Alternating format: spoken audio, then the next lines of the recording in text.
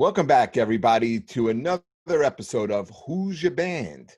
Okay, I am here, as usual, with my lovely co-host, Mr. Sean Morton. How are you, Sean? I'm fantastic. And I know Sean is excited today. You I can't tell am. by his voice, but I he's am excited because excited. he's This a is a big big one fan today for me. of our guest today. Guest today is drummer from Jesus Christ, Typo Negative and Danzig and now Quiet Riot. We welcome in Mr. Johnny Kelly. How are you, John? Good afternoon, guys. How are you? We're fine, man. We're just wonderful, Johnny. Yeah. So now, are you living in Texas, or are you just there for I recording? moved down here about like 3 years ago. Oh, that's awesome. Okay. Smart man. Originally from Brooklyn, right? Yes. Yeah. So did you grow up in Brooklyn? Yeah. I grew up in Brooklyn. Actually, when I was born, my parents lived in Ridgewood, and my parents are from Brooklyn. Both of them. They're from like Bed-Stuy, around there, like Bedford Avenue and DeKalb Avenue, that area. And we lived in Flatbush. We moved to Flatbush when I was like 3 years old, something like that. And then I lived in Brooklyn until I was in my 20s, and then I moved to Staten Island. Hey, that's where I'm right now. Lived there I'm in for Staten 13 Island. years, and then I So escaped. well, smart man. So let me ask you. So when you were growing up, and we're about the same age. Did you do the whole L'Amour's thing and go? Yeah. I was a little moron. Yeah. A little more. Were you playing in bands at the time? I was. Most of the bands that I was playing in at the time, they weren't good enough to actually play L'Amour. I only played L'Amour with like I don't know, maybe somewhere less than like 10 times. Wow. I played it once. Who do you remember seeing at L'Amour's? Like, what's like a fun memory? Oh God, I saw so many bands there. The first time I went to L'Amour, I went to see Saxon. Oh, Jesus Christ! What a great show to see at L'Amour's. I guess one of the more exciting ones was the whatever they called it, with Wasp, Metallica, and Armored Saint. Holy shit! Wow. Yeah. Wow. Yeah. Wasp was touring on I think it was their first record, and yeah, right, because Wasp was like, they were playing clubs, and Metallica was touring on Ride the Lightning. That is holy shit. I mean, those were the days, man. Like when you go, like even on Staten Island, remember we had like the Rock Palace and Snoopy's. I played there a lot. at the Rock Palace? Yeah, there. I played there. I played the Red Spot. What band were you in? Because I may have seen you. Oh God, I played in so many bands back then. Yeah, I played in a lot. Back then, you're in 19 bands now. It was pretty much the same back then. Yeah, so there was one band that was busy enough to get, where I didn't have to do that. I'd be okay with that. Listen, you've had a great career, man. Like you have worked, you've been in great bands, and that leads me to like one of my first questions here. It's like, what's it like? Because one of my great memories of L'Amour's was I saw Quiet Riot at L'Amour's, and it was great. And it was right as Mental Health came out, so it was really, really great. That when what's it like? Was Quiet Riot with Talus opening up? No, Billy Sheehan. No, I know Billy Sheehan band. Wait, it may have been. It may have been because I remember. I think my buddy went to that show. Like my best friend at the time, he was a couple of years older than me. And he went, and I remember him talking about going to see Quiet Riot, and then he was talking about Talus, and Billy Sheehan at the time was like, I mean, he's an insane player now, but 35 years ago, 36 years ago, it was really over the top, and there really wasn't, there weren't too many guys in metal playing like that. Yeah, and I think it was right before it was right before he went into David Lee Roth's band. Mm-hmm. Right. So, but for you're in this iconic band now. I mean, I think Quiet Riot is, man. They were like guys our age growing up. They were metal, man. They were top 10. I remember seeing them, and what was great about them, especially when you got to see them in a place like L'Amour's, they were so accessible. They were such nice guys, right? So what's it like now to take over for Frankie and now being a member of that band? Well, now it's a little bit different, like for like the last since last year, while Frankie was like, after he got diagnosed and he was like going in for treatment and stuff like that, I had been covering, I covered for him for a bunch of shows.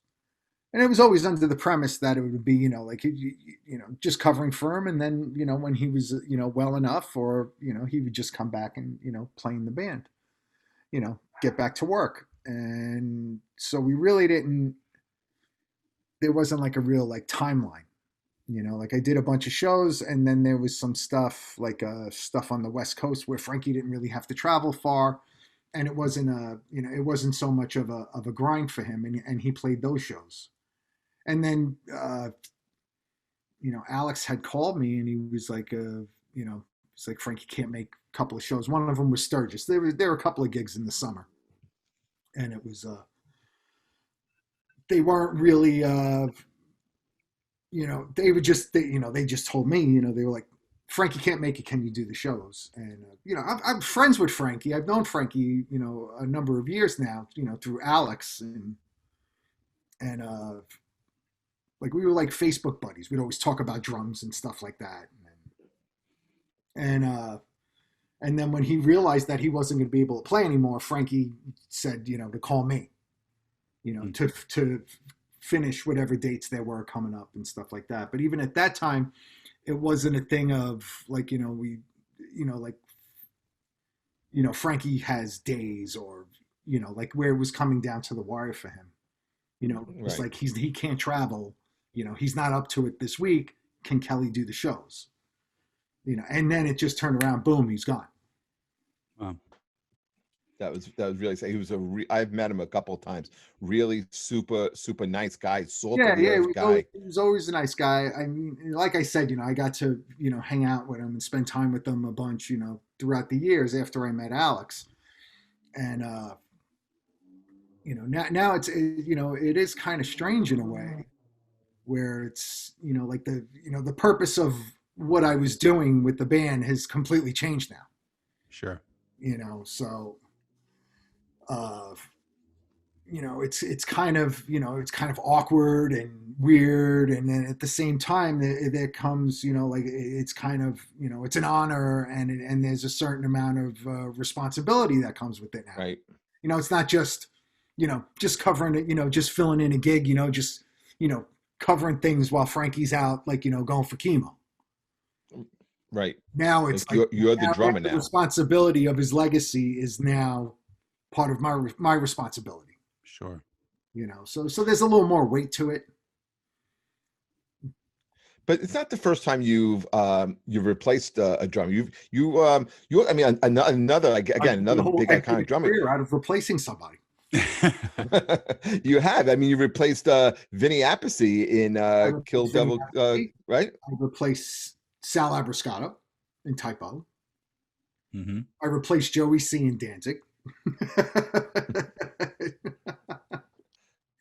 So like every band that I've played with, I've like walked in replacing someone else. One thing I love about after you replaced Sal, the one thing I noticed, and I've known this since I'm from that like New York hardcore scene, Okay, so yeah. His drumming style is so poignant. Like you can hear a band and know when he's playing drums in it, and you stepped right in, and that it didn't miss a beat.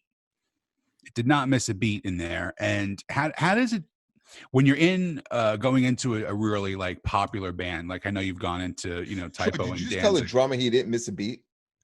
Well, you guys are comedians, right? I'm gonna get him, Johnny. Don't worry. He's gonna say something stupid. It's only 11 minutes in. It's only 11 minutes in. Trust me. But what I'm trying to say is like there's a definite style difference, Yeah.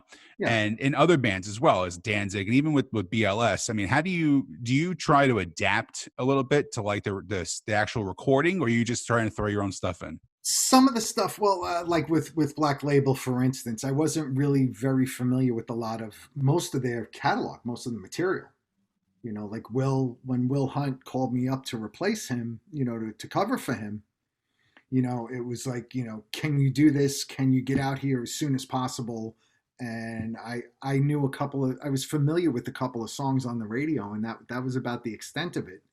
And then like he called me, I was in my car, I was driving when he called me at the time, and I just started going on iTunes going on iTunes, getting the whole catalog.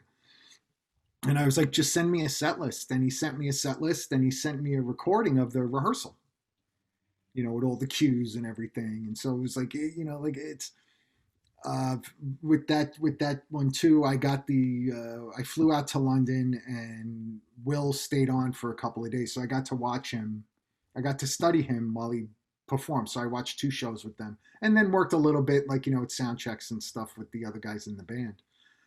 How long does it take you to learn, a new band's songs? It varies, it depends on the kind of band it is. If it's something that's pretty simple, pretty simple arrangements and stuff like that, I could fudge my way through it. I did it with Quiet Riot. Like Alex called me to play. The first show that I played with them was actually in Dallas, and I had 2 days to learn the set. Really? Yeah.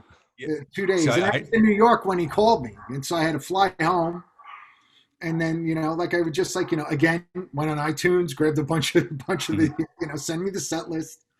And, some of the stuff I was familiar with, a lot of it's very iconic. So, yeah, there are some songs are pretty tricky as far as the arrangements and stuff like that. But I basically got the gist of what was going on. Like I knew Bang Your Head, and I knew, But how long does it take you to kind of get the timing down with the rest of the band?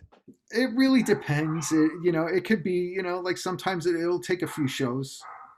Yeah. Really, when I first walk into something like that, you really just worried about trying to not make a train wreck.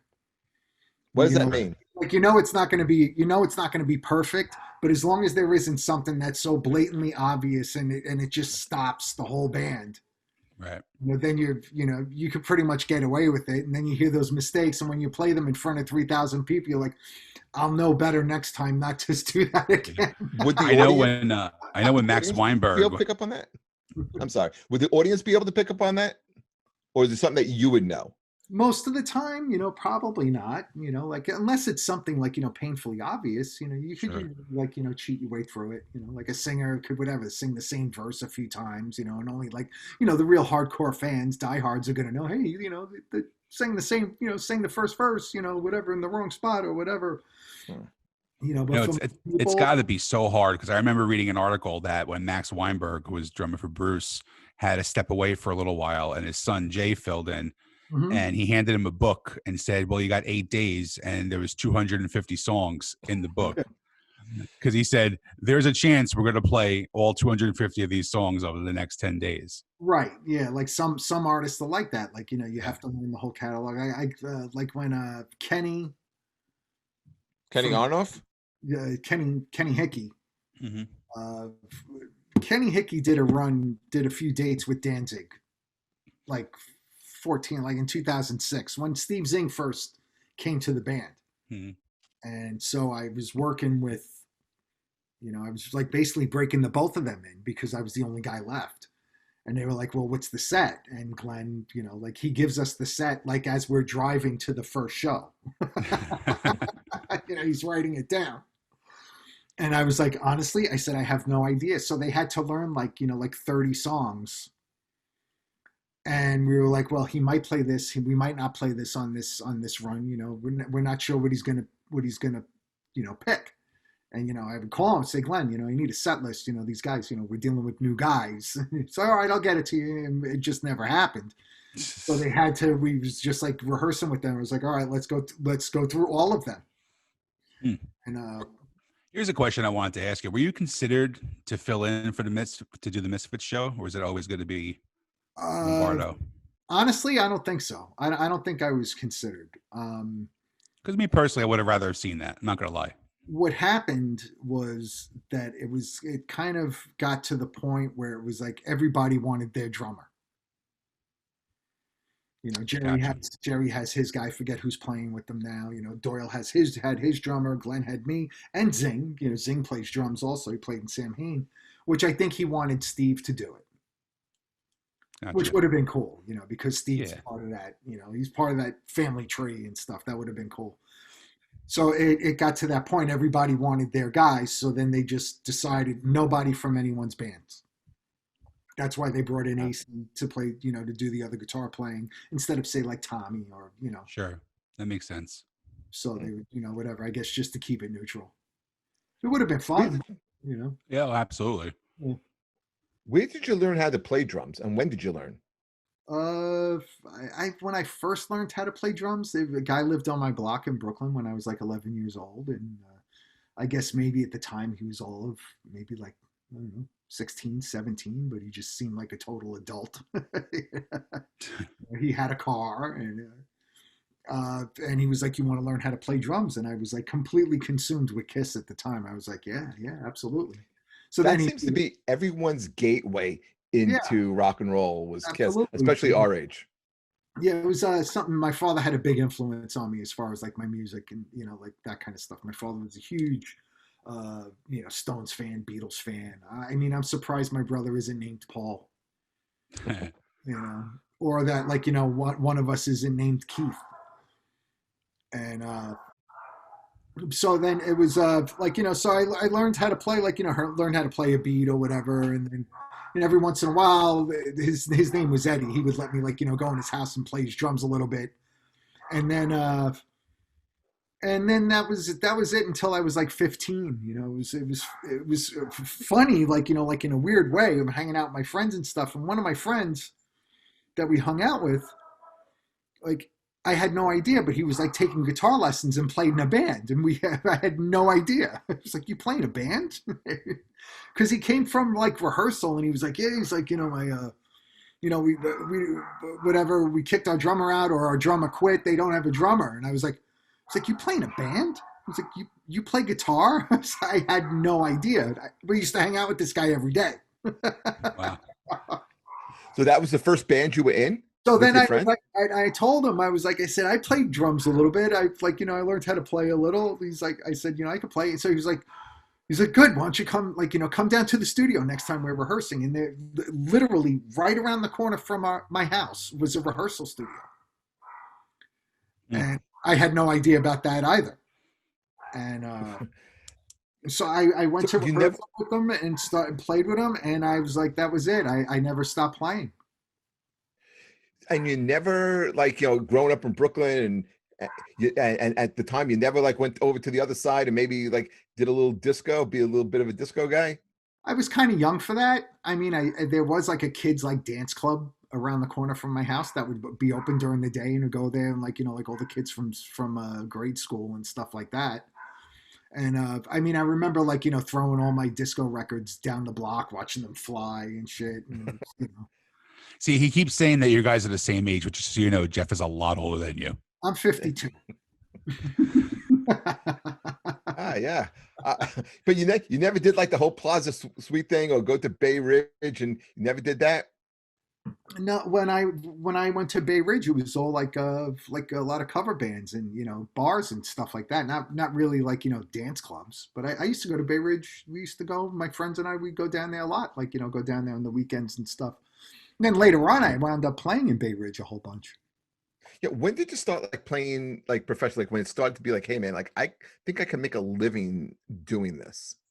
Uh, it wasn't really so much where it was like I think I can make a living, as much as it was I had a job. I used to work at this shop on Coney Island Avenue, and it was like Pep Boys with a 1-person garage. That was me.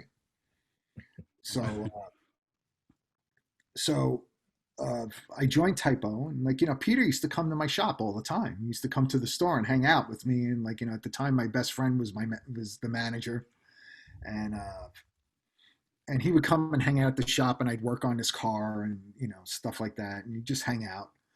And when I joined the band, it wasn't the plan wasn't like it wasn't like, oh, world domination, we're gonna make it. It was like, don't quit your day job. Wow, really? Yeah, because Peter didn't really have the desire to tour. He did it a little bit on the first record, and he was like he left the tour like 2 weeks in, and like he just didn't want to travel. That wasn't his thing. He just wanted like it was really he really wanted, one of the biggest shocks I can remember was, getting that phone call. How did you guys find out about him passing? I got a phone call from his sister. And it was always in the back of my mind because you always heard those rumors, years before you'd hear all the stupid shit about, him passing and He was stuff. on So he did a lot of things. He was on a rampage for a long time. And yeah, had it been like, a year or two earlier than when he died, I wouldn't have been surprised. really. But when he did die, it was a surprise because he was, he was sober, he was clean, he had a pretty good outlook ahead. And he was excited about moving back to New York and getting ready to work on another record and stuff. And he he was he had a lot of things going for him, and he was able to recognize it. I always hate that, like when you hear about like somebody who gets clean and then something happens after that. It's kind of like when somebody retires from their job after working there 40 years and then all of a sudden they're gone 6 months later.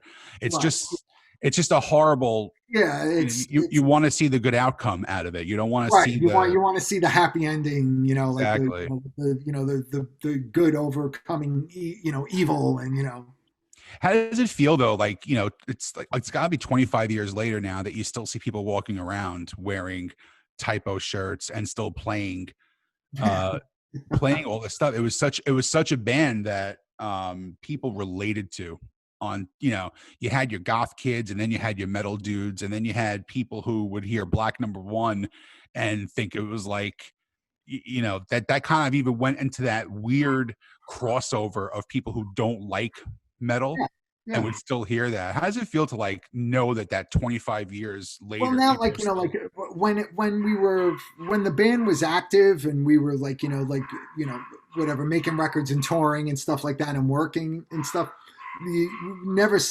took a step back and sat back and was like took inventory and like, wow, we've done a lot of things, like like what we've done is cool. It's just you're just in the middle of doing your thing. And you just like pretty much, I guess, like, like for me, I'm just looking ahead. What's next? Like, what are we doing? Where we go from here? It wasn't like, wow, we really like, made a mark. Now, the band definitely like, made a mark. 10 years removed from that, and like 11 years tomorrow since we played our last show. Right. It's now I look back on it and I'm like, wow, I can't believe that, like, people still hold the band in high regard, and like, people still remember it. I mean, I think about like some of the, like, a lot of like, the bands that I was into, 25 years ago, a lot of them, they just disappeared. Right. They just, they're gone. And it's like, like if I run across their CD, I'm like, or like, one of their songs somewhere, so I'm like, Jesus, I haven't heard this song in 25 years. Sure. No, I get it because there's like, so many bands. It just seems different, and it's, now I look back on it and I'm like, I can't believe it. Like, like 25 years later, like, people are still, like talking about the band, holding it in high regard. Like, now we've like, like in the last year, we came out with merch and like we've done some reissues, like, now that vinyl is popular again, like, we're trying to, like we're reintroducing a lot of like, what we did, years ago. And people are still like, like going crazy over it. Yeah, one of the worst things I ever did was buy that. I never bought the Record Store Day box set that had the entire discography in there because I could have bought it for $150, and now I got to find it on eBay for $1,000. Yeah, I know, it's for a lot of money. And we did another one. Yes, I just saw. I missed out on that one too. Thanks, Johnny. Sold out too. Like, yeah. I just found out. Like, I don't see numbers. Yeah. No, I'm a big vinyl guy, so that was like. You have the holy grails if you collect something and stuff like that. And like for me, it was always finding the self-titled Danzig, Bloody Kisses, and Queensryche's Empire. So I got very lucky that they re-released Empire. I found a great bootleg of the Danzig self-titled, and I found an original copy of Bloody Kisses. I bought it for $75 on eBay, and then I flipped that shit really quick and sold it for $225. But I bought the reissue that Run Out Groove put out, which sometimes I'm like, wow, I have a few copies of that record. But yeah, the great thing about too is like there's so many great companies now, like Run Out Groove, who are putting out these really pivotal albums too, Yeah. and re-releasing them, and it's opening up to a lot of different people. Because one thing I always say is that you've had your hardcore people who loved vinyl, but it kind of went away and it went underground. And this is the only good thing that hipsters ever brought back to this generation is vinyl and good coffee. Yeah. So I thank them for that, but it's also jacked up a lot of prices too in the meanwhile. Yeah, I noticed there's like a couple of record shops not far from here that I've been to, and it's like, really, like I saw one of the Danzig records, and I was like, it's like $30. I was like, I don't want it that bad. I was like, Yeah. back in the rack. Yeah, can't you just make a phone call to have that sent to your house? Usually Glenn, like, does, he sends me like, like anything, the vinyl that comes out, like, usually get a package in the mail, but I'm not sure if I got that. I'm not sure. Yeah. I used to. The last thing I finally got a copy of the Nativity in Black. Oh, I hate you, man. I waited online for 3 hours to get there, and I called the guy on the phone, and I was like, "Do you have a copy?" He goes, "I do." I said, "Can you hold it?" No. I go, I'm 9 people from the front of the line. He goes, "Sorry, dude," hung up on me. Oh. So of course I wait the 9 people, and one of the 9 in front of me decided to buy the record. So I had no idea that it was coming out. Oh, really? Yeah, and I saw it online, and I was like, "Oh shit!" And I saw the vinyl, like, the packaging. I was like, "Wow, this is pretty cool." So Yeah. I wrote my manager, the guy that's working with Typo. I was like, "Dude," I was like, "Think you can get us a couple of copies of this?" He was like, he goes, "I'm already on it." Nice. And like a week later, 2 copies showed up. Jeff, do you remember that record? It was the Nativity in Black with the Black Sabbath tribute record with all the great metal bands of the 90s and 2000. Of course I do, because I was a huge Sabbath fan.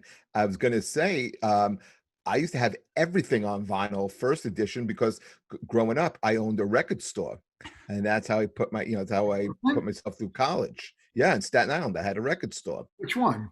It was called First Time Records. It was in Four Bridges. Oh, yeah, and store that I had go into. I had AJ Pero and Eddie Ojeda from Twisted Sister come down. This is at the height of Stay Hungry, and they would do a record signing. So I always kind of. You were friends with AJ? Yeah, very good friends. I took lessons from him. I teched for him a bunch. Oh yeah, he was a great dude. Yeah. Hey, did you know a guy who played in a band with the band was called Cities, and the guitarist was Steve Irons. Steve. Yeah. I remember. I went to high school with Steve. Really? Yeah. I'm surprised. He was the high school rock star. Oh, cool. Hey, I wanted to also ask you, what made you guys, Sean and I love covers. We talk about covers all the time. What made you guys do cover versions of Summer Breeze and Cinnamon Girl? Really, that came from Peter. And Peter was like basically Peter was a product of his environment. And, growing up, he was whatever, well, he had 6 years on me, and, in the 70s. He was a teenager in the 70s, and that was a lot of popular, AM radio hits and stuff. And, like a lot of that stuff, like I knew all this stuff, and, not from having the records, but because it was on the radio all the time. Like now when I'm in my car, I listen to the 70s station, or like Yacht Rock. I torture my wife with it. But it has all those like those hits, like Baker Street and, Copacabana and stuff like that. And then Peter was like, he would just come up with an idea. He was like, I want to cover this song. And then we'd well, I wasn't in the band when they did Summer Breeze, but when we did Cinnamon Girl, that started out as something that we were just playing live. And then when it was time to record, when it was time to make October Rust, then we did a version of it for the record. But it started out as something to just play live, and, something to just have fun with. And a lot of times, like when Typo did covers, we would not really try to do something that would, replicate it, say like a cover band. Right. It was your own. You basically made it original. Absolutely is your own. Well, yeah, especially Cinnamon Girl. The goal with it was to be like, all right, we're going to cover this song. How would the song have sounded had we written it? That's a good approach. So we would take a song, whatever it was, like we did a bunch of covers over the years, but it was like, how would this song sound had we written it? So basically, like, you're taking the lyrics and the song structure and, and then everything else around it is getting completely changed. Sure. Adrenaline Mob was doing that too, though. I mean, they put out a couple. Right, didn't they kind of start out like, they were doing like covers and stuff like that at Yeah, first? and they were just, I mean, mind-blowing versions of some of these songs. I mean, they would do "Devil Went Down to Georgia," and without the fiddle part, he was wailing on the guitar. Right. And like Jeff said, covers are just amazing. I love cover songs. I always feel like it's a great honor to the original artist, but I think it's also a tribute to the artist that's actually covering them. If you're doing it differently, you're doing it note for note, beat for beat, and you sound it's like if like during the song, you want to say, "Hey, don't forget to tip your bartenders." Like right, exactly. Here every Thursday. Exactly. It's kind of like like a. It goes back to a time like, also like when you first started playing, you're learning other songs, like, the guitar player always wanted to learn a Van Halen song or,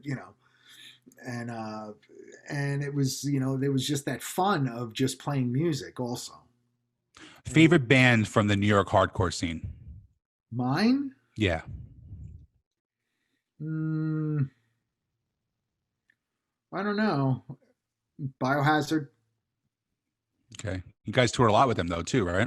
Typo did a tour with them. The first tour, the one that Peter, left on. It was right. It was Typo, Biohazard, and the Exploited. Oh wow. Yeah. Tough room. Oh, I can imagine. Yeah, I can imagine. Speaking of I worked the band for one show on that tour. Oh, really? Yeah, because Peter, like they did the tour, they came home. And then the last show of the tour was at the Hollywood Palladium, and our manager at the time, Ken Creedy, wanted the band to do that one show. So we flew Peter, and I worked for the band, and we drove cross country to do one show, and then drove back. Wow, that's pretty cool. And it was like I was telling somebody, I forget if it was like during like a podcast or like telling someone recently, and all this stuff like that's like almost 30 years ago. That was probably still one of the best times I've ever had in my life. What did you consider your home base as far as when you're playing locally here in the New York area? Like, what was your favorite venue to play in this area? Out of all of them? I mean, I know it's different levels of careers and stuff like that, but like, like Roseland or Hammerstein or Studio One. Well, Typo never played Hammerstein. We did once there was a thing, fundraiser that Concrete was doing for the TJ Martell Foundation. And I think that was Hammerstein. And we just we just played a couple of songs, but it wasn't like one of our gigs, but I played the Hammerstein with Danzig. That was fun. I mean, I would say, Giant Stadium would be like the highlight of it, but it wasn't because it was a total shit show. That was Ozfest 97, right? Yeah, and that was the whole thing with the Giant Stadium and whatever security and Ozzy and Marilyn Manson took them to court about putting the show on. And just so you know, when you guys were on, I was in section like probably 123, and over in section 125, there was a girl getting railed during your entire set. Just so you know. Well, it was early too, and it was like it was a bum out because it was like like during that Ozfest tour, like we had a pretty good slot, like it was like we were going on like around like 7:00, so it was like there were a couple of bands were already on, doors had been open for a while, so by the time we went on, we were going on like right before Pantera, so it was a good slot. And there was always like a good amount of people. And then because of all the security concerns with Giant Stadium, they crushed the second stage. They cut everybody's set. We played, I think our set was what, like 20 minutes? About 25 minutes, yeah, something like that. Which for Typo was 2 songs. Right. I think it was. I think we played like Black Number One, Christian Woman, and maybe something else. Yeah. And Johnny, in 95, you guys toured with Pantera. Yes. Right? And what was it like touring with those guys, man? That's like isn't that like the height of Pantera? Like like the it was the height. It was the height for both bands. You know, like we were at our most popular at that point too, and they far beyond driven. That was like like they were at the peak of their popularity, and they moved from like the small theaters into the arenas and stuff. And so like at that point, like everybody's like doing well, so it's a great time, and like touring with that guy, with that band and their crew and stuff, and it was an insane asylum on wheels. Yeah, they're nice. They're nice boys. They didn't drink a lot. They didn't smoke a lot. They like to meditate after Yeah, shows. there was a lot of Yeah. that, a lot of like a lot of sage around and stuff. Yeah, exactly. Lot of finding your chakras. I study on Sundays. I used to work production on shows, and there was a tour where it was Pantera, Rob Zombie, and I forgot the opening band on that tour. And Pantera would hang out. This was at the arena. That's I guess it was suicidal. No, No, it wasn't suicidal. I think No. it was a Deftones, It- actually. If I'm it not was the mistaken. Deftones. That's exactly who it was. It Okay. was the Deftones, Rob Zombie, and Pantera, and those guys hung out until about 5, 6 o'clock in the morning, and about $7,000 worth of damage later. And, Yeah, and they would just, that sounds about right. And when they, when they started making money, then the bills would just get higher. Oh yeah, absolutely. Can you pick a favorite tour that you've been on? It would have to be the Pantera tour. Yeah. Like that was the one. It wasn't just like just touring with a band and stuff. Like they really treated us well, and it became like it was like a big family. Like everybody. It was like we were all on the same team. So there Makes was this camaraderie that was unique unto itself compared to like the other tours that we did. Here's a Like, question there was some, I mean, there was some cool stuff, and it was like it was always like give and take. It was like like there would be like like something weird, or like some kind of drama, some kind of crazy shit. The wheels are falling off the bus all the time, but at the same time, you're having the time of your life. Sure. How do you feel about musicians like putting their political views into songs and during this kind of climate? Because you know Typo and Life of Agony and all these bands were the bands that I grew up on. And like one of my favorite bands is Machine Head, and I feel that he lost a lot of his fan base because he started putting a lot of his political views into the music. I mean, do you think that's like a smart thing to do on a professional level? I'm not sure. Like because if you look at the earlier part of our career, we were kind of like in the mix of it too. I don't know how Peter would contend with today's climate had he been alive. That's very true. Yeah, that is very true. I didn't think of that. He was very politically incorrect, and so who knows. But I kind of look at it like, I mean, now that I'm older, of course, I pay more attention to, like politics and the news and stuff than I did, say, when I was like, 20. But at the same time, like, like for instance, today, I read the news, I hear the news and stuff. I hear the talk radio and stuff like that. And it's like, all right, I got enough of it. And then I come to my computer again, I turn the news off, and then I start working on music. And it's like I try to, like music to me is kind of like an escape. I don't need it to be, a grim reminder of everything that's bad in the world. That's exactly the answer I was hoping I was going to hear.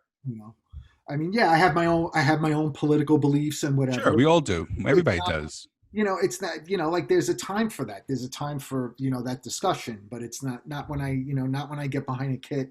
It's not what I want to, convey to like, to, share with the world as far as, like that. I want to have, some kind of a good time and escape or something like that. Same thing with sports. That's why I was getting upset with a lot of the sports figures and stuff. Sure. Where it's like, I'm being a part of, watching a game or something like that because I don't want to watch the news. I don't want to be reminded about what's going on. And it's like, all right, fine. I get it. I understand what you're doing. I understand your point. But, for like that 2 hours, I don't want to be reminded of it. Yeah, I it's a want double-edged sword because when you're an athlete like that too, you're looked up to by so many impressionable kids. and there's the other 22 hours of the day where you could do whatever, pick up whatever cause you want, and by all means. Yeah, I What are you a understand it. fan of, John? I'm a diehard New York Rangers fan. Wow. Yeah. Wow. Okay. Well, yeah. Listen, I knew I didn't like you for a reason because I'm an Islanders fan. Well, my See, condolences. Jeff's a masochist. He likes the Islanders. He likes the Islanders, and he doesn't like doing well on stage. So, Well, I Yeah, am a Mets fan too. oh you're a Met God, fan? Johnny. It's tough. You're a Met fan? Yeah, my dad raised me as a Mets fan. This is a good day for us. Yeah. My They dad approved raised their me a owner. Jets fan also, but So am I. long story Okay. short, like the this girl that I dated for years when I was a teenager, the only way her brothers would let me in the house was if I was a Redskins fan. So I became a Redskins fan. I remember having like a similar situation like that when I had my band. The very first show we played at this little dive bar in Fairview, New Jersey, and I was growing my hair, really trying to grow my hair so long for this. And then I get up there, and this girl that I had a crush on, I was like, "How'd you like the show?" She goes, it was really good. I enjoyed it." I go, "Thanks." She goes, "You should cut your hair tomorrow." I go, "Okay, no problem." And I totally did it. I buzzed it all off the next day. And it never grew back. Very true. But yeah, but back to the thing, like with like with sports, and it's like, like it's like I don't want to get into the political debate. I want to I watch understand it. I want to watch a face off, and like shoot pucks and body checks, and Yeah, I mean, the reason I brought it up is because, like, I remember a show. Like, my mom is a huge musical influence on me. Raised me up with country and stuff like that, but also appreciates good like rock and stuff. And she wanted me to take her to see Kid Rock a couple years ago. Now, and I don't talk about my political beliefs. My mother hates Donald Trump with a passion, despises him. So we go to Kid Rock, and we're sitting there, and he plays one song, and I forgot, and then second song, he went into a 20-minute video about being pro-Trump. So, and I was like, my mother's like right here, and I can see her fuming. And like all she wants to do is hear the Sheryl Crow picture song. And she's watching a pro-Trump rally being, driven across the screen. So I kind of understand like why people do it, but I agree with you. When it comes to certain things, I just want to enjoy that thing. I don't want an agenda. I don't want anything hindering the fact that I want to watch the Mets lose. That's what all it comes down to. I want to watch the Mets. Why? What did the Mets ever do to you? What did they ever do? They did nothing for this whole area since 1986, and it's only because one guy had a ball run between his legs. It's the only reason why. Oh, come on. The Mets are harmless. They're harmless. You got winless. They're getting close to getting a new owner. No, it's approved. Yeah, Johnny, it's approved today. Blasio's trying to, throw a wrench. No, it's already been approved. The whole thing is a done deal. It's a new day. I was just reading this whole thing about how de Blasio's making a stink because it's he did. He really did. The press blew that out of proportion. It was never going to be an issue because also this guy is he's the richest owner in baseball now, right? He could simply have said, "I buy the team, and you know what? Go fuck yourself. I will build my own stadium." And now the city's stuck with a vacant city field. Yeah, yes. They were never going to do that. No, but I'm super excited about that. But I agree with both of you guys 100%. You put on a game, I don't want to hear. If I have to hear the word Trump and Biden one more time, election can't come fast enough for it. If I want to read about that, or I want to get information, or engage in that, I'll put on a news. I'll go to a news website. Not when I when I want to. Whatever, listen to music or play music, and it's or watch a hockey game. I just want to be about the hockey game. I'm trying to get away from what's going on in the real world, and it's like escapism, and when you bring reality too close to that, it kind of bothers me. John, you want to hear a story here? Hold on a second. So I got to share with them. is because I was working production backstage. I think it was an Eagles concert, and I was there with a bunch of my friends. We were all working together, and I feel a tap on my shoulder, and I turn around, and it's Brian Leach. Ah, And my friend told him, he pointed me out to him and said, "See that guy over there? He's the biggest Ranger fan you're gonna meet." And he came over, and he had a card, like an index card type of thing, and he signed it to me. I still have it to that's this day. great. Yeah. Yeah, he was such a super nice guy. I don't hate the Rangers, by the way. I'm only kidding. I am an Islander fan. Isn't what it used to be. No, no, because they haven't been good at the same time. Yeah, there isn't that the rivalry doesn't seem as like as fierce anymore. Like, like you go to a Ranger Islander game was like there was something, there was a whole like different electricity in the arena. Then how far back do you go with the Rangers? I became a fan, like a big fan, where I spent my whole teenage years playing roller hockey and stuff. I became a big fan when they went to the Cup with JD and like Don Murdoch and stuff like that. So what? Like okay. So that was the Cup against the Canadians. That was like 79. Yeah. Okay. Okay. So you have some history. So you suffered long enough until you got to, 94. Yeah. Okay. Yeah. Okay. Yeah. But see, back then, when they won the Cup, I was out of town. I was on tour. I remember going up when I think the Canadians were playing the Rangers in the playoffs. It was right before, and my friends are sports retarded. Like they're not my sports friends. These are like my metal friends and all that, but I'm a sports guy. And they're saying, what are all these guys with red shirts walking around for? Now we're literally, we stayed about a block and a half from the Bell Center in Montreal. And I'm explaining to them that, the New York Rangers are playing the Montreal Canadiens, and I think it was Game 7 or something like that. And I think the Rangers. You saw it in Montreal? In Montreal, and I think the Rangers beat them to knock them out. I think it was like a divisional series, whatever. Right, yeah. And they were like, you know what we're going to do? We're going to tell them we're from New York. And I go, I'm going to tell you, I'm going to meet you back at the hotel. Because they're a bunch of assholes. I just read that the guy spent $2.5 billion buying the Mets. Yes, he did. Wow. Steve Cohen. That is like spending $16,000 on a Whopper. He has a net worth of over $14 billion. This is a drop in the bucket for this guy. Look, all right. Let me ask you a question. So this is a good day for me. I'm happy. In the World Series. He's worth $14 billion. So he spends 2.5 of that to buy a basically double-A baseball team. They're not a double-A baseball team. They got Jacob deGrom. Come on, man. They're going to be good. They are going to be. I am so excited. Hopefully he spends the money. Hopefully he opens up his wallet, spends the money, brings in good players, and that they're competitive and it's exciting. Johnny, I thought more of you. And I hope that they let fans into. I said I hope. I don't expect it. I hope. What bands are you listening to now? I want to know what kind of new music you're listening to. I don't really listen to a lot of new music. So there's some stuff that that I thought was kind of cool that like some of my students have turned me on to. I'm one of those guys on the fence. I don't have a problem with Greta Van Fleet.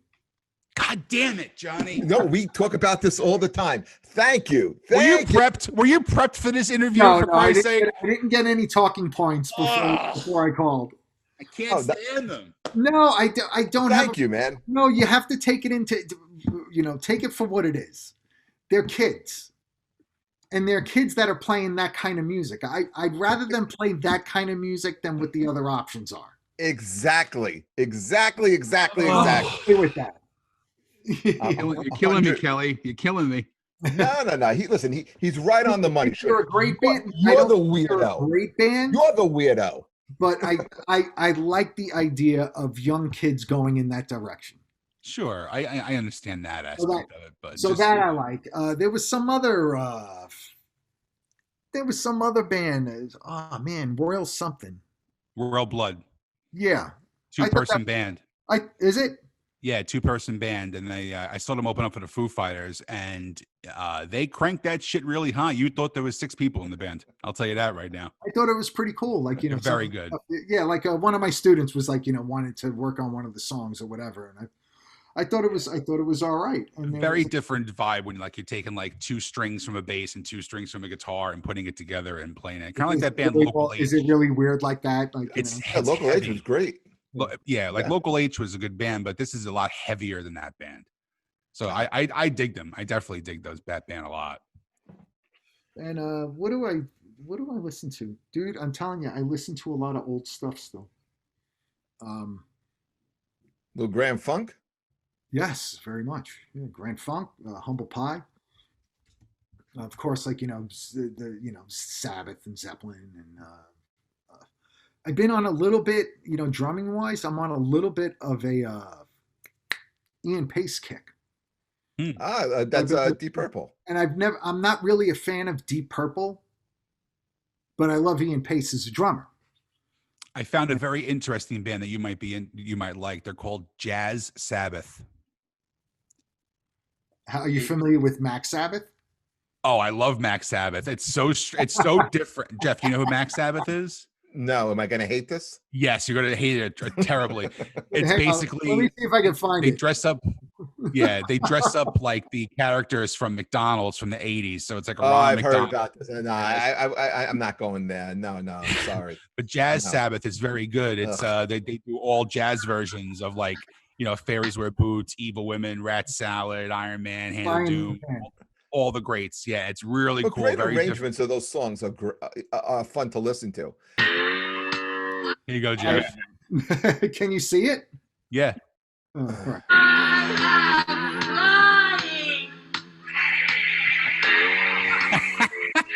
Oh God. Although I would definitely rock that Grimace costume tomorrow for Halloween.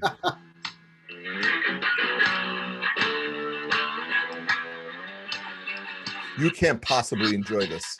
This is great. What the hell is wrong with you guys? You redeemed yourself being a Met fan.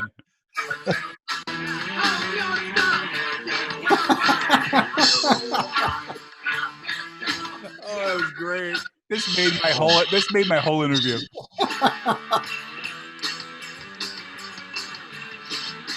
Mac Sabbath. All right, I'm going to be honest with you. It's one of those bands that I get an email for because I live in Jersey, Johnny. So like I'm close to the Wellmont Theater in Montclair. Oh, okay.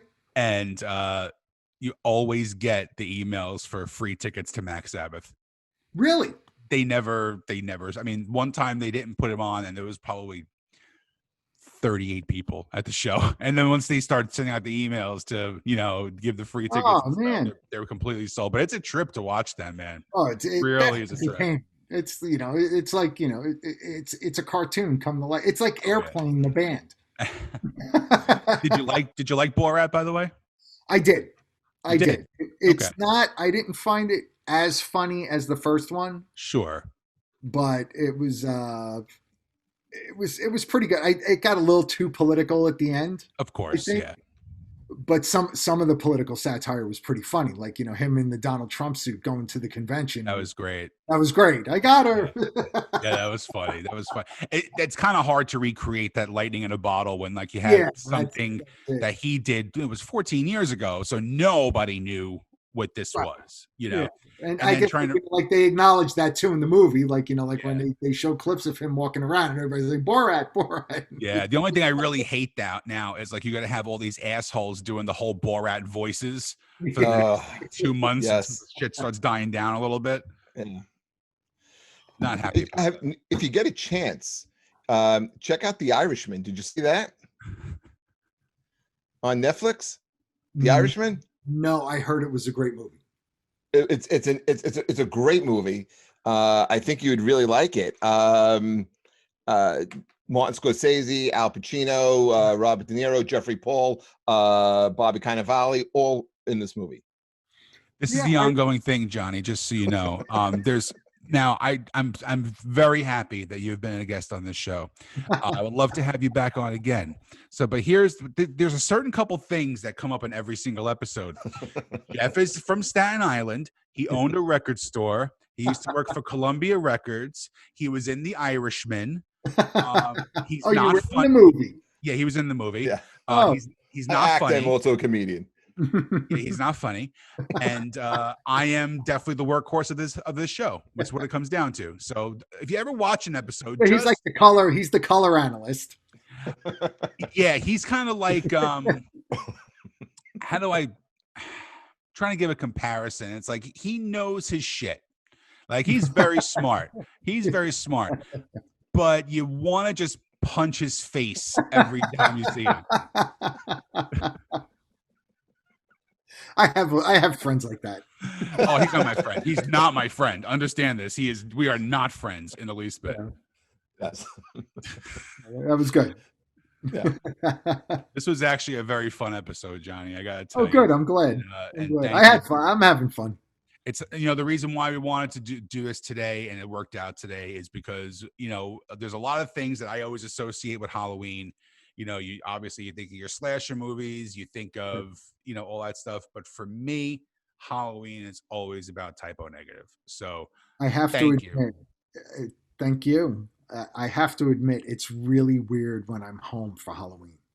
Yeah, I could imagine. Yeah, like it is. Like I haven't really thought about it because, I guess because of everything that's going on. I'm just doing my own thing, and I'm not playing anywhere this year. But between Typo and Danzig, for so many years, I missed Halloween. Sure. Taking kids trick or treating and stuff. Oh, I can imagine. And listen, there's so many Halloween parties I've missed from seeing typo negative on Halloween too. So and it's always there's always like this weird, strange, awkward feeling. Like when I'm home, I'm like, what am I doing? When sound check, what city am I in? And it's like, oh, wait a minute, I'm home. And it's oh, hey, Right. Halloween's usually not a good night for the comics. What's that? I said Halloween's not a good night for comedians. The clubs usually don't do that well on Halloween because people want to be out. They want to be going to concerts. They want to be going to parties. They don't want to sit and listen.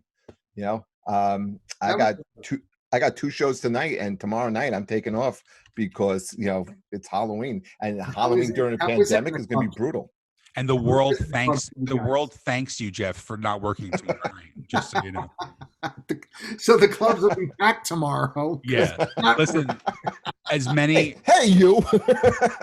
The last time I saw a band on Halloween was, I think, 4 years ago, and I was out in LA, and I saw Marilyn Manson play the Roxy. Oh, wow. That's a cool show. On Halloween, but he had Johnny Depp playing guitar for him for the whole show. Jesus Christ. That must have been great. It was an amazing show. And then How'd you get in? It was sold out for weeks, and I went up we were going to the Rainbow because that's whenever I'm in LA, that's where you hang out. You hang out at the Rainbow, and we couldn't get tickets for this Manson show. I managed to get one ticket, and I was like, we need two. I walked up to just like a real douche that I am, and go, can I get 2 tickets? And the girl goes, sure, and just handed me 2 tickets. That's all I did. I didn't pull any other cards or beg. I just said, give me 2 tickets. And what card would you have pulled? Okay, all right. This is gonna be the last. This is gonna be the last story. This is a douchey story. This is a very douchey story. So, Johnny, I don't know if you know my friend Scott Evil from WDHA. Yeah, I know Scott very well. Yeah. Okay, so Scott's one of my best friends. So he gives us tickets to see Metallica at the Garden. I know at MetLife a couple years ago. So it's Metallica, Volbeat, and Avenged Sevenfold. So I'm not going to turn down a free ticket. So I get the tickets. Scott's sitting, really close to the floor. I am about 46 feet from God. Okay, so I'm on the second to last row. It must have been the same seats that he gave me and Kenny to go see Judas Priest. That's very possible too. That's very possible because he keeps the good shit for himself. The prick. Like the last seats. So I'm with his sister-in-law, another comedian friend of ours, Joe Fernandez, and a dear friend of his. So we're sitting up there, and I may have had a drink or two in the parking lot. Right. So the girls say we need to go to the bathroom. So I'm like, you know what? We got to be gentlemen. Let's walk them down. So we walk down the 19,000 feet to get down to the the vestibule or whatever. And I see it says guest services. So I go, give me your tickets. And I hand them. I get the tickets and I go to guest services and I go, we need better seats. And the girl goes, what's the matter? And I go, look, there's a couple things. I don't want to sound like a dick, but I'm a pretty famous comedian. Why did I did. I totally did. I'm embarrassed for you. I can't even shut up, Jeff. I can't even look Jeff, right now. Shut up. Hold on a second. So I go, plus it's my friend's birthday. And she goes, here, and shows her license. And the girl says to me, if I give you better seats, you gonna hook me up to tickets for a show? And I go, absolutely. She hands me back 4 tickets and goes, have a nice night, honey. 14th row. I go from the second row to the top to 14th row from the stage. I kind of pulled something like that. Famous comedian. I kind of totally pulled did. something. You weren't in The Irishman. Come on. What did you pull? You know that that restaurant in Manhattan, Sugar? Mm-hmm. Right, and there's always like this crazy line. Sure. Oh, sure, yeah. To get in.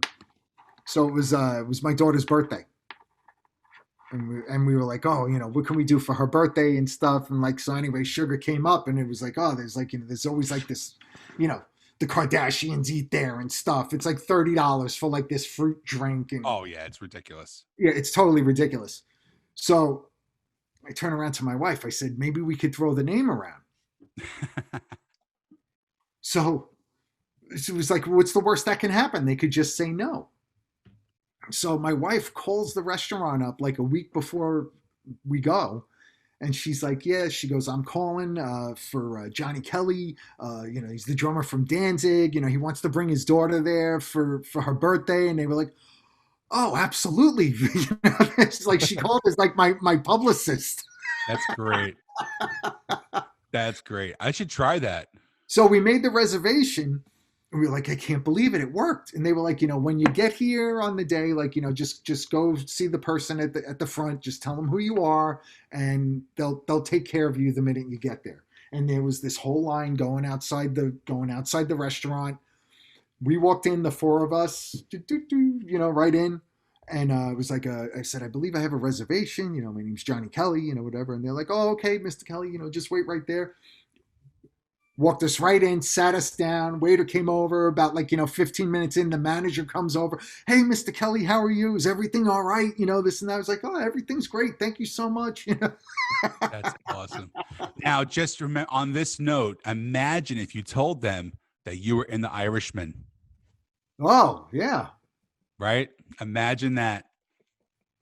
No, listen, don't be one of the greatest drummers of the last 30 years. You've played in almost every metal band that's ever done anything in the last 30 years. But you know what? Next time you try and do this, Johnny, just pretend that you're a 5'6" old comic from Staten Island who was in a movie for 3 minutes. On that note, Jeffrey, take it home. I got 3 scenes of that. I am from Staten Island. We won't hold it against you. He's a good man. Johnny, we can't thank you enough, man. Thank you so much. It was a lot of fun. We really appreciate you coming on with us, giving us some of your time. We really do appreciate it. Listen, we wish everybody a happy Halloween. This will come out just in time for that. So this is perfect. And I hope we can get you on again. That'd be tremendous. And we wish you a lot of luck. And, listen, guys, people are listening. Be safe. Keep continuing to subscribe and share and help us out. Things are going great, and let's keep it going. And the election will be over, and maybe we can just get back to music and life. Yeah, I honestly, I can't wait. It's just a few more days, and then a few court battles, and then it'll all be over. And then we can just get back to rioting. We could just get back to the regular conspiracy theories and stuff. And cannot wait to see you on the road, brother. Yes, hopefully in the spring, you guys are back. Back to work. I can't wait to go back to work. Good, because I got 9 albums for you to sign. Yeah. All right, no problem. Guys, thank you so much for watching the episode. Thanks, guys. Great show. Have a good one. So long, guys. Bye-bye.